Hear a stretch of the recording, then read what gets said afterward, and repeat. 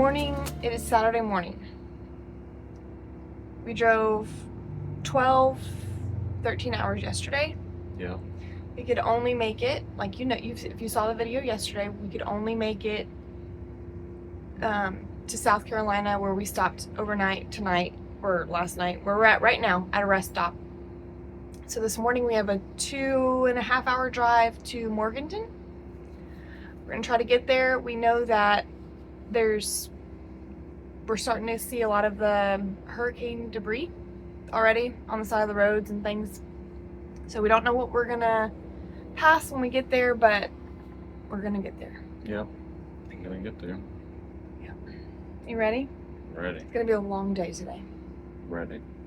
I had a dream last night about unpacking unpacking the moving truck, and that everything was spilled everywhere. Laundry detergent was spilled out everywhere. Water bottles were spilled out everywhere. The cardboard boxes were soaked. Stop speaking it. I'm telling my dream. I hope it's not that way. It might be destruction, who knows.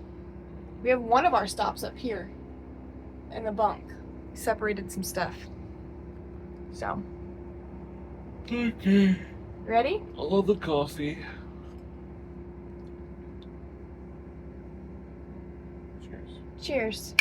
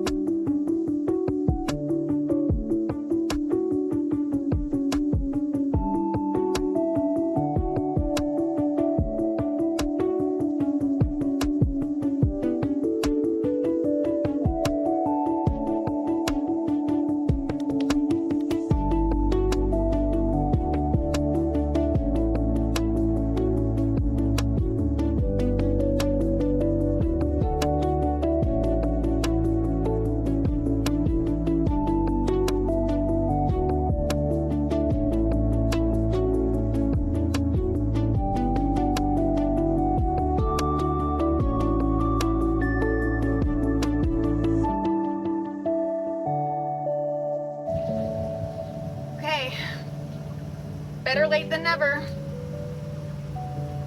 We are officially 2 minutes away from our first stop. And it's a church in Morganton. We'll stop here and unload.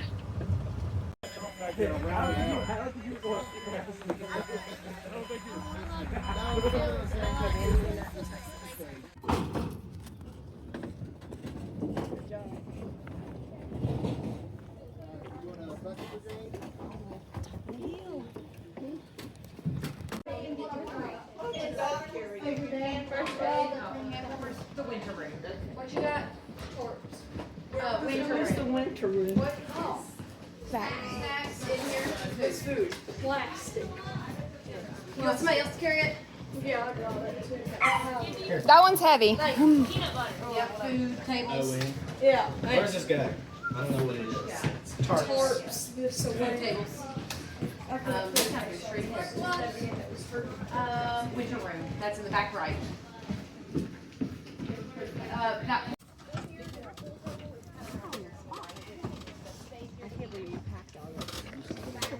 Did you have help? My mom and dad, yeah. Oh, good. Yeah. I bet we have that. We're unloading it a lot faster than we packed it. Well, whoever packed these boxes. Thank you, Chris.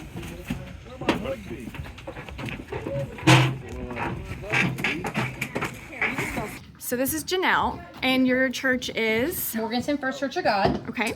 And so our first week, we just showed up. That goes with baby stuff. With we had power when nobody had power, and this lady standing right around the corner was like, "Hey, let's clean out our freezers and cook it." And so a couple of them asked me to come cook. I used to own a restaurant. Oh, okay. So that first Monday, we served like 200 or 300 at breakfast. We were expecting 3 families, and everybody started cleaning out their freezers. And that first night, we just cook a whole turkey and several Boston butts and what everybody had. And so the first day we fed 500 people. We thought, wow. What? Since then, every day that week was about 800 people a day, with our final day being 1,000 people. Oh my so our gosh. second week we went to 1 meal a day, and we did about 800 people a day. One lady that came over and helped me, we homeschooled together, she assigned other churches in the community to bring us 750 homemade desserts a day for our second week. And we did to-go boxes, and people came in and ate. And the second week is when we added the clothing. And our third week, we did a big distribution day on just Saturday, 2,000 people in person. We registered 435 families that day, and most of them started telling us they had no heat. So this last week was our fourth week, and that's when we got all of our heaters in. We started handing those out on Wednesday. We had about 500 people just Wednesday evening when we served meals. So we're still on Wednesday serving meals, handing out clothes. We've done clothes for 3 weeks now. And it's been incredible because a lot of people won't accept clothes right now, but there's so many people coming, they just go out and we restock. And it is work, but there's just so many people coming, and they're coming from Swannanoa, Black Mountain, and Western Morganton was really hit. Right. And so this Wednesday was really touching. I was sitting there handing a lady her electric heater that I had called and said, you can come pick it up. Tools go up on the stage, and this little lady was saying, you know, do you mind if I ask for a mattress? And the second week we had a mattress store call and tell us they would donate mattresses, so we've been matching them up with people who lost everything. Wow. And this little lady was living in a shed, and she didn't want to hardly ask anything, but her entire house had burnt down during the hurricane. And there's just family after family this. So the 435 families we registered on Saturday is just part of 4 weeks.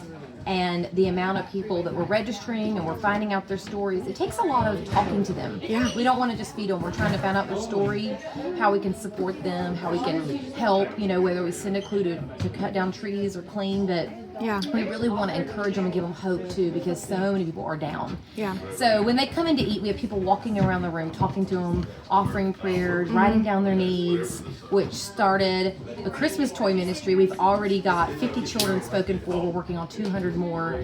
And it's just churches like Alabama and different places that say send us a list and we'll bring it. And so we're kind of the host. It just comes in, it goes out. It comes in, it goes out. Yeah. And it takes a lot of coordinating, but the coolest thing has been all these homeschoolers and other churches, like the group unloading right now is a different church, just partnering with us. Wow. And we're just matching them up. So we appreciate y'all coming from Texas. And the next truck coming today is from New York. It's you just can't make this up. So once we leave here, how can people contact you directly? Like, what is your if they want to contact you and donate directly?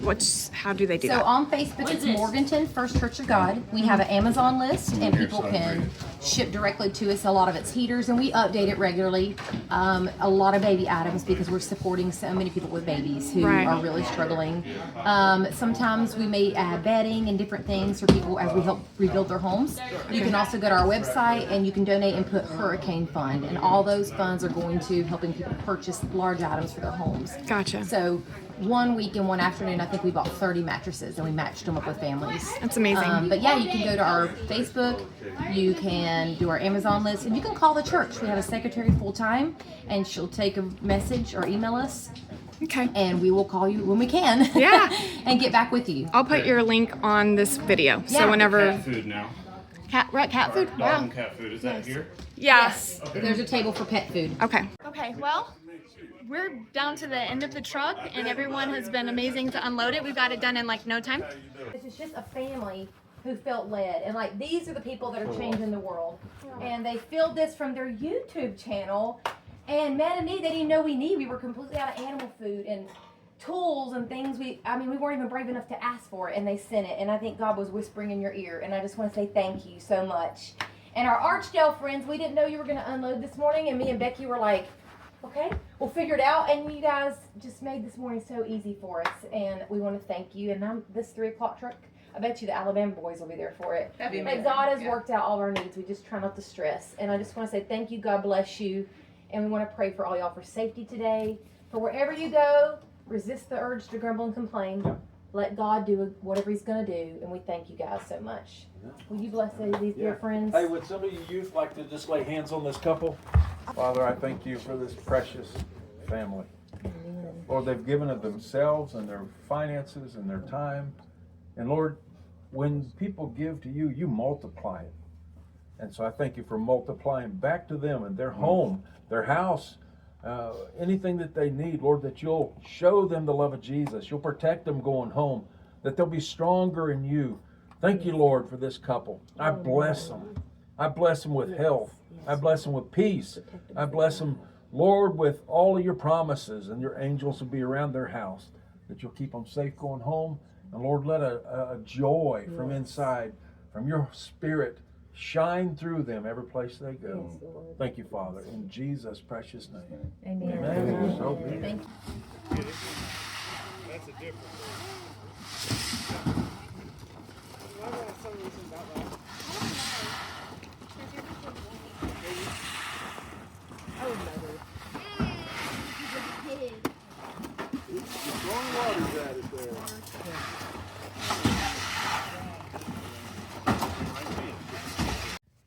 Okay, so we have made it to our second stop, which is our friend's house, and we're unloading additional supplies for another family in town. And I just wanted to show you guys where your monetary donations are going.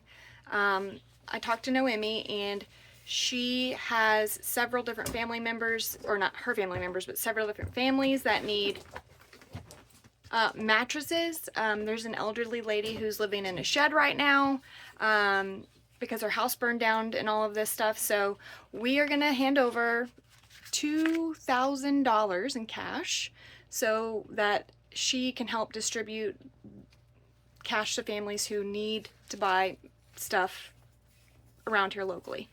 And that's all donations from you guys. So wanted to tell you that this cash that you guys have donated is going to be distributed to the families around here who need those big items that we couldn't bring on the truck.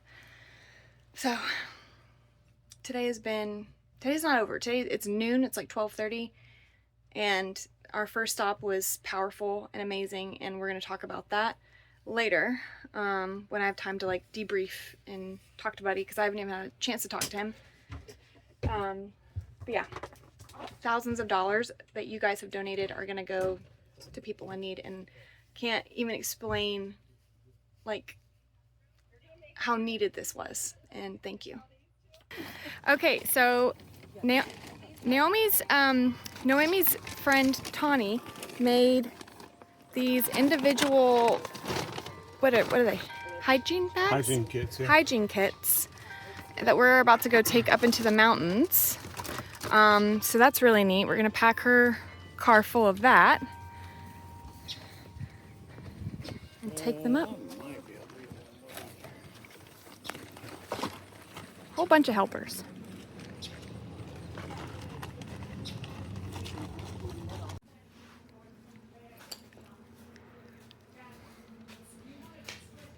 Do we all scan, or is it?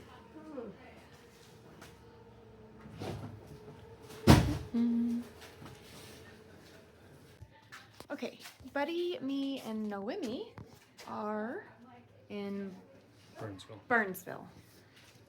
And we are volunteering a couple hours We at an are old school at building. the original elementary school in the United States, continental United States.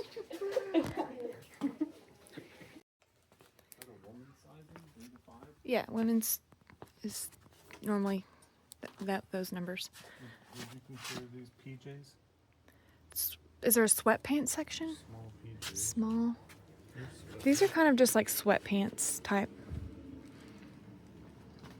So we are working in the clothing section. They needed help sorting sizes and getting everything hung up and organized. So we're in an old school building that they converted into basically a warehouse right now of donations. Yeah. So we've got our little name badges on, and we are helping out over here. Yeah, I was just saying I'm probably gonna go find somewhere where I can help out with some like heavy lifting or moving things, large things from point A to point B, because sorting women's clothing. Not your. For one, I don't even understand women's sizing or what something is supposed to be. Yeah.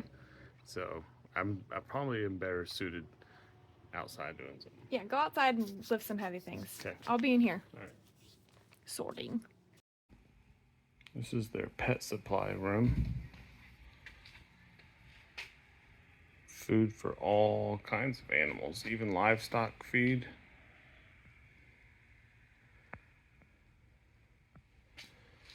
Very cool.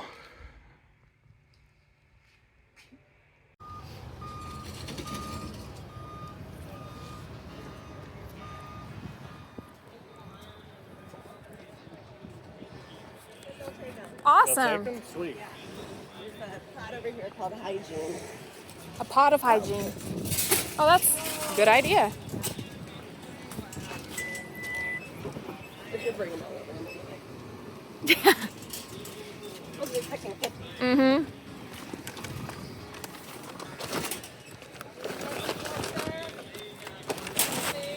No, this is hygiene pack.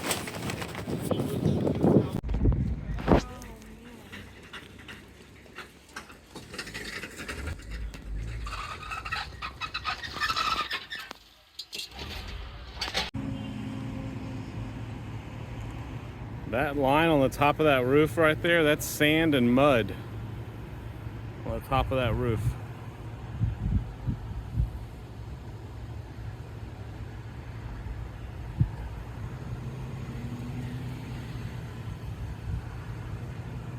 This is in Morganton. All right, well, just dropped off the Penske rental in Asheville. And now Buddy and I are together again in the RV. Back together. Back together again, which we've never done that before. We've never driven 19 hours apart following one another. Oh, Uncle Dan's calling. What does he have to say? Hello? Uh-oh. How'd it go up there, bud? It went really well. We're on our way back now. Where'd y'all have to go to? Like, how did it all go? Like, what all did y'all have to do? All right, I had to pause for talking to Daniel and Lou. They wanted to know about our trip and where we're at and when we'll be home. And they said they're gonna wait for cooking with Dan and Lou until we get back tomorrow night. So that's really nice because they normally do it Sunday evening, so they're gonna wait for us. Yeah, so me and Buddy are back in the car again together, which I really love because, I don't know, like it's, you can only listen to so much radio, so much music, and so many true crime podcasts. But, you know, I'm glad that we're back together in the RV and we can switch off and take breaks and stretch. But yeah, we're gonna do, I don't know, I don't really know. I guess maybe on our live later we can really break down. Are we gonna try and do a live tonight? I would love to try to do a live tonight. Of course this video will come out after our live, but Yeah. to process my emotions, and I know Buddy probably had his own experience and I had my own experience, and we really haven't had a chance to talk because we've been so busy, and every time that we're together we sleep. Like our days have been so long that once we have some alone time, it's just like time to sleep, and I don't think we really truly have had time to like conversate about our own individual experiences. I know, well, I don't know, but you know how I'm feeling. It's very mixed. Like even we're driving right now, we're just still like we're still passing like by Yeah. Devastation right But- now as I'm talking to But you. devastation in front of like the most beautiful palette of trees Yeah. you could ever imagine. And so I guess I could talk about that right now. I don't know how you feel about this, Buddy, but it almost makes me mad that life is just going on. and it's so beautiful among such devastation. And it's like, I almost wish like you could just pause for a second. Like, I wish the world would stop for a second so that people can catch their breath and rebuild and then go on to the beautifulness of the world. But like, I know that sounds crazy, right? Does that sound crazy? I know life goes on, but it just makes me a little sad, and I just feel like it shouldn't be so beautiful here when it's gone to shit, you know? Like, I think what you're getting at is like the timing of the hurricane. It just happens to be the most beautiful season of this area. Yeah. And no one can really enjoy it. Yeah, but it's also like when you lose a loved one and you're devastated and you go to the grocery store to get like Tylenol PM so you can sleep through the night.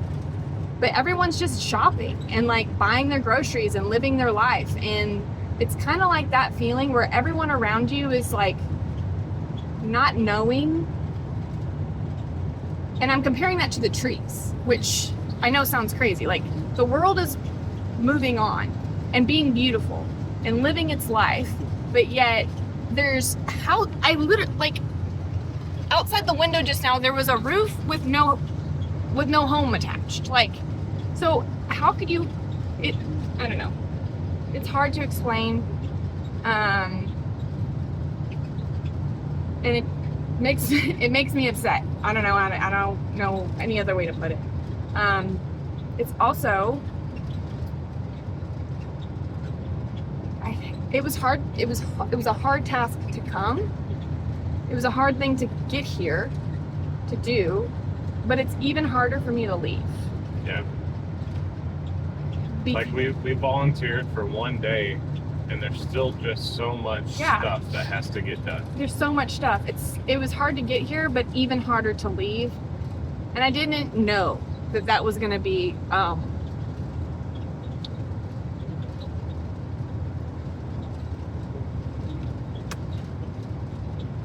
I just didn't know that was going to be a thing. Like, I didn't know. Like, I really enjoyed our time with our friends and seeing the kids. She's the one that took us up in the mountains and took us to the place. Noemi was the one who took us around. Yeah, what was the name of that town? Burnsville?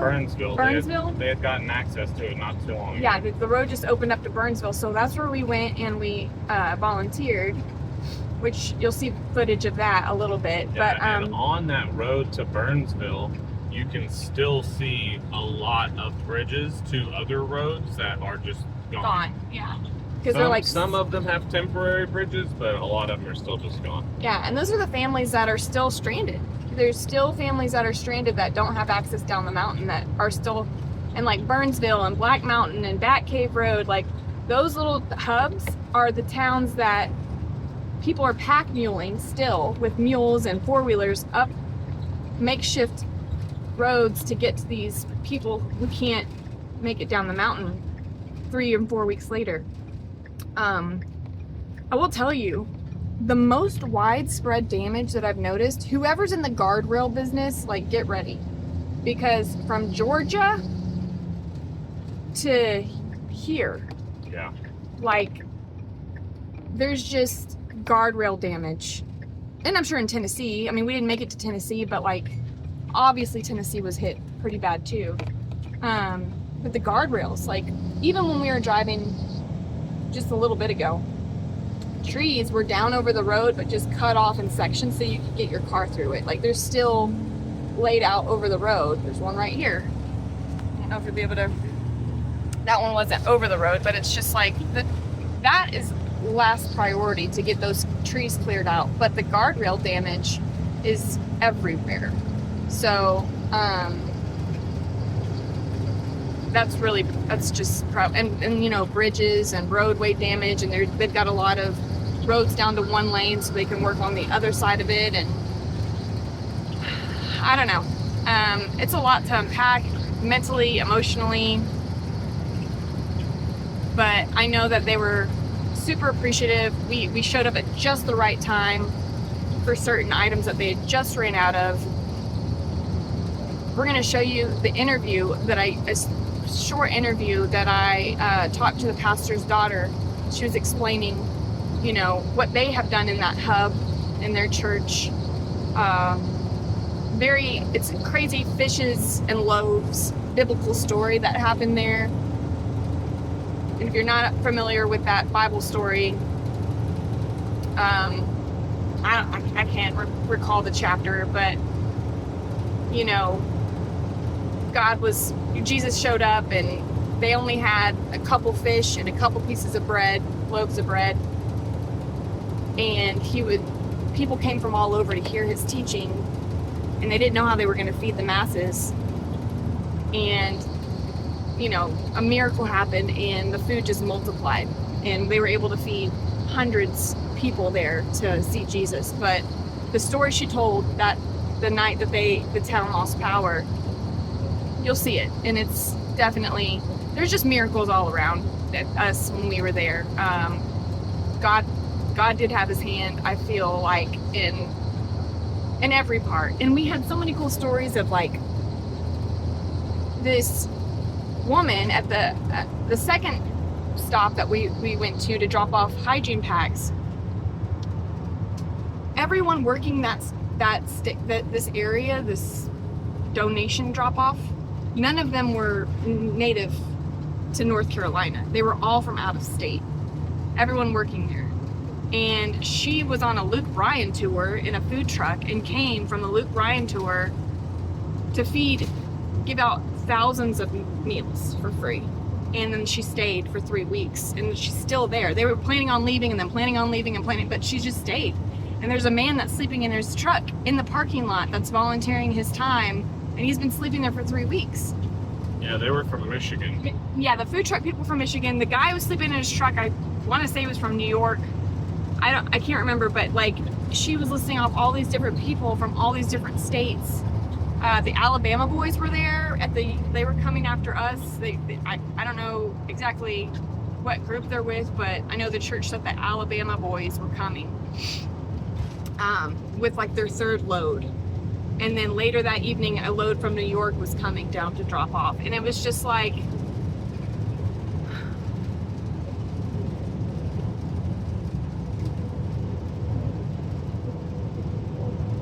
I don't know.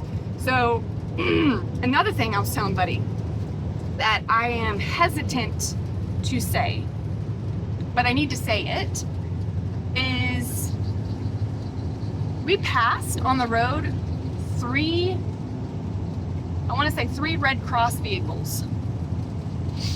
We passed them. We saw, so they said Red Cross on the side of the truck and the van. And I passed one National Guard vehicle. We didn't see any of their hubs, like their centers. We didn't see any of them. What we did see, where we were making all of our stops, was civilian-led, civilian-organized, civilian operated drop-off donation centers. People are just setting up in the parking lot of grocery stores and schools, and that's what we personally saw and where we personally volunteered our time. I do know that there are Red Cross, FEMA places around. We didn't see any of them ourselves. The majority of the places that we saw were all civilian owned, operated, ran. So I'm hesitant to say that they're not there, because they are. We saw evidence of that on the roadways. But the majority of the things that we did see, like I said, were like people operated. I don't know how to explain it. The elementary school donation center that we went to was pretty legit. They had a QR code that you scan when you walk in with your phone, and you fill out a Google form showing that you're volunteering that day and filling out your information. And then when you walk out of it, there's a map, which I can show you on the screen. That map was the entire elementary school labeled for what items were in what rooms, and then they assign you a room. They're like, okay, we need help in men and women's clothing, which is where we went. And you just start opening donation boxes and organizing and sorting by size. And we were separating out cold weather clothes and warm weather clothes, because the cold weather clothes need to be out on the rack for people to access because it's starting to get cold. Yeah, and like it never really ends, because by the time you get through 15, 20 boxes of donations, they've already brought and stacked up 15, 20 more boxes outside of your room so you're just like, so that's why it's kind of like the work really doesn't really ever end, but we only were able to put in one day of it. But you know, like Steph said, there's people there for 3 weeks and they keep thinking like, okay, I'll probably head back now, but there's still just so much stuff to do. Yeah. We met a lady, her name was Grams. She's like, you can call me Grams. And I told Buddy, I said, I am Grams. Like, catch me in 30 years and then you can call me Grams. Because we were volunteering. She showed up to volunteer and she was like, yeah, I planned on being here for 5 days, and I told my kids, you know, she's from Louisiana. She drove up from Louisiana. She's like, Baton Rouge. From Baton Rouge.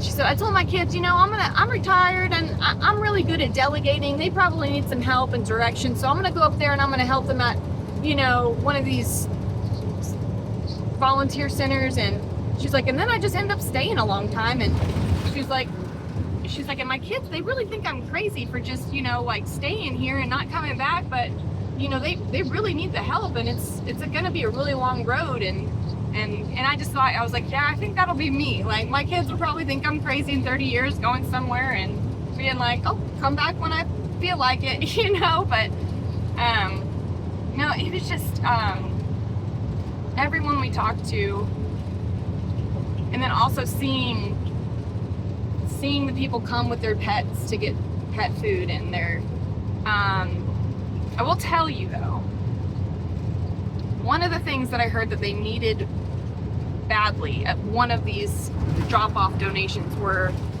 large, like almost like adult diapers, because there are a lot of special needs children who are adults and like adults and that need these types of, you know, products. But oftentimes when people buy diapers, they get like the baby diapers, you know, the newborn size 1, size 2s. But the lady at the center said, like, there are such a thing as like size 8s, which I didn't even know, because like my kids were out of diapers at like size 6. But she was like, we really have a high demand of large adult size diapers, and we don't really have many of them. So we did drop off a few packs of adult diapers that you guys donated, so that was awesome that we had some to give. But that is something that I don't think a lot of people think of, because even special needs children who are older and adults need those bigger size diapers. There's just so many stories, so much to tell. We saw so much. I didn't record a whole lot of destruction. It felt weird, I'm not gonna lie. It felt weird, and there's plenty of it if you want to search it and Google it. But to bring out my camera and just kind of record someone's devastation, I don't know. It's there, like, it's still there. People are, you know. Yeah. So I mean, I'm sure I captured some things on the road, but it hasn't rained up here. It rained a little bit last night, but it hasn't rained up here since the hurricane. And the tops of the trees still have river mud on them. oh yeah, that was one thing. The tops of the trees, there's river mud everywhere. Yeah, there's everywhere. And that reminds me of back when we had Harvey, because we had a line of mud on everything for a long time. It took a long time for that to wash away, and it's a really bad reminder. But everything's like that, got that film, that mud film, the dirt film on things like road signs, you know, like highway signs have like layers of mud on them. But it's amazing to see the line of mud in the trees, how where the river is now down below and where the line of mud is in the trees, the space, the span that river had to have come up in over 100 feet in some areas for sure. Especially in by Bat Cave Road. Yeah. I'll have to find. Bat Cave Road is when you're driving on I-40. Yeah, on I-40. You cross that Bat Cave Road exit, and that's where you can see the river really well. There's like also, a school right there, I think. Yeah, And it's a school or a church, but yeah, it was covered in everything. All the playground equipment was covered in mud. yeah. That was one of the places where we saw multiple homes that were just like out in the middle of a field, like they had been picked up and carried. Well, there's one home that was like pushed up against the bridge. Yeah. You could see it off in the distance, but it had like washed into the bridge, a house. You know, and that's just what we saw from the highway. From the highway, not even up or down river, which is where, you know, everything gets washed. It's just a lot. I want to come back. I want to come back in the summer. I talked to my friend Noemi, my friend Jenny back at home. You know her. You've seen her in some of my videos. She really wanted to actually be a part of this trip, but it just didn't work out. But she does want to come help. Noemi said that Habitat for Humanity, who rebuilds houses, they aren't yet ready. I don't know about right now, but they weren't ready to start rebuilding just yet. They're still gathering materials and still making a plan. So I think it'd be really cool in the summertime when it warms up, and because they're going to need all the help for a long time. Look at that view. I know, it's beautiful. I'll show you the view. A hurricane sign, is that what you said? Oh, bro.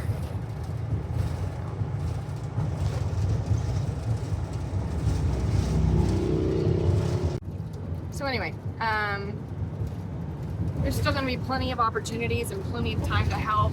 I would love to get my children involved. I think it's important for them.